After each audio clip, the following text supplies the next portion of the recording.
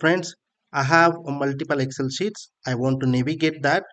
So if I want to switch from one sheet to another, I have to navigate from this left side button. Always I have to do it and click on the sheet. Whatever work I have to do, I'll do it. Again, switch to another sheet. So that's the problem. Instead of click on this navigation pane, you can right click and you will be able to see the list of all sheets that your workbook has. So you just scroll down, select the sheet, click OK, and you will be reached to the destination sheet.